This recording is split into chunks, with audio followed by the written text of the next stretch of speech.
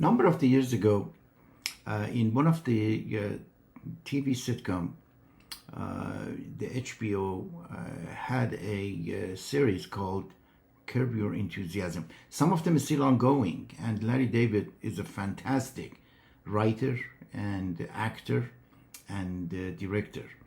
One of his episodes called Fatwa, and Larry did something that was against the some of the Muslim narrative, and then he was afraid of having fatwa to be killed, and the whole thing was funny. It was witty, and many people enjoyed it, and then the issue resolved. Everybody saw it, everybody laughed about it, and then let go. But you have to remember, his life during those period of time was a hell. He was afraid, he was scared, he couldn't go out, he couldn't eat, he couldn't sleep, he had nightmares. Well, expand this to the large population. Small events always affect a larger, and then the impact going to be exponential. If you remember the issue of the communism in Russia, and then many countries start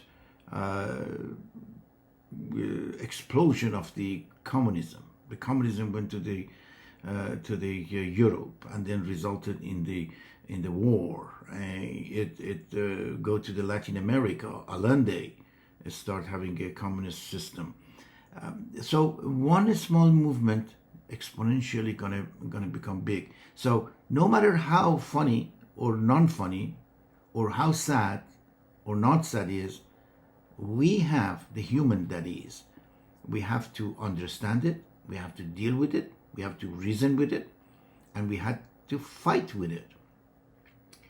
Recently, there was a couple of ayatollahs in Iran that they not necessarily issued fatwa, but they did something with regard to the killing President Trump, and that was for a while is viral. But there wasn't a official fatwa. And then remember a number of the years ago when Salman Rushdie wrote the verses of evil, then Ayatollah Khomeini issued a fatwa for him to be killed, and this poor guy lived in hiding for almost 35 years. And then after 35 years, he surfaced in New York to give a talk, and a person attacked him. And he is blind in one eye, and he lost his movement of one arm. And that was as a result of the fatwa.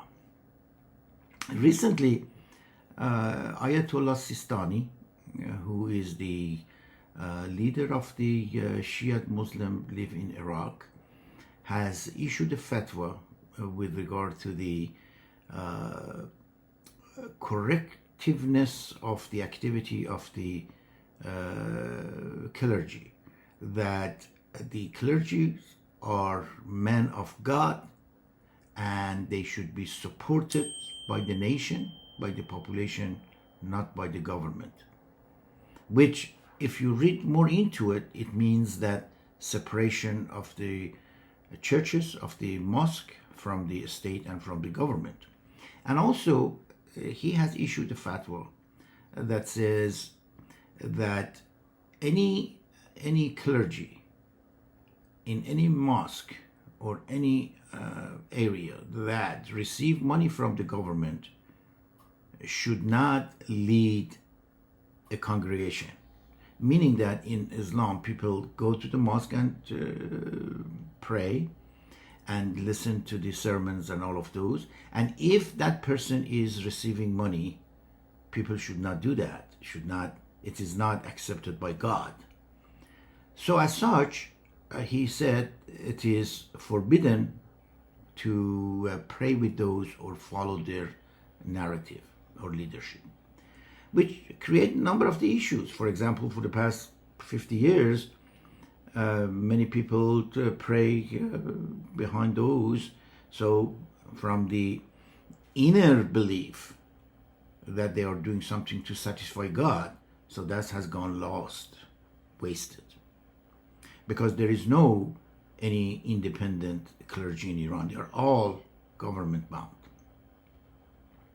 However, this issue also expand to the world. Recently, we're going to publish a book called Hypophora, and that's a self-debate and self-conversation, ask question and answer. And I did not give myself a chance to be convincing, rather be debating and antagonizing in and bringing some reason and rationale in both sides. So the question is, and the answer should be unbalanced. And I searched the issue of the fatwa. The fatwa initially was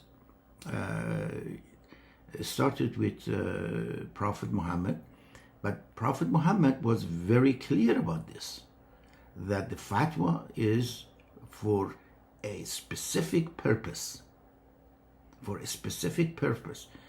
particularly during the war.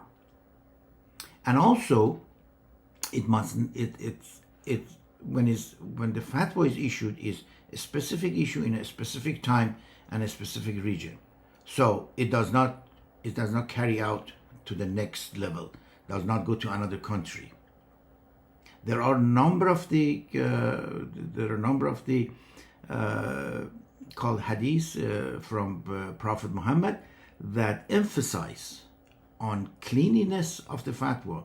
The fatwa is for the purpose of improvement, for the purpose of advancement of peace.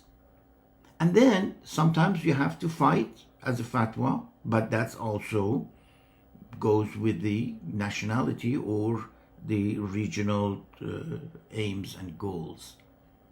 So if you read into the fatwa, this is not what we have today. This is not that we come out of the Iran or out of somewhere else. And this is commonplace between the Shiite and Sunnite. They both believe, if they believe in the narrative of Prophet Muhammad and they follow Prophet Muhammad's advice, the fatwa is for improvement and advancement of the peace and humanity, not to kill.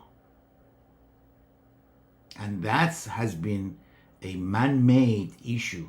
Unfortunately, that man-made issue, that even Prophet Muhammad do not agree with that,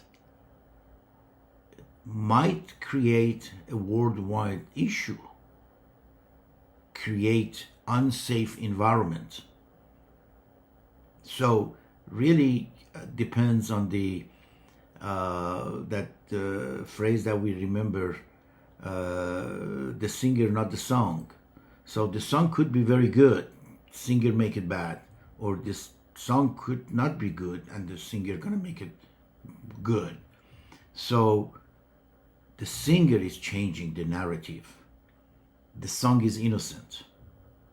The hadith by Prophet Muhammad is innocent and should be respected. And I believe issuing this fatwa to harm any human or harm any narratives is against Prophet Muhammad's advice. And we have to understand that. We have to challenge that, and we have to read about it. And also the ideology that propagate this false narrative harm many millions of the Muslim around the world. So that needs to be looked into it. That needs to be fixed. How? The free world, the leaders of the free world, should really suppress that ideology that propagate the false narrative and animosity and hatred in the world.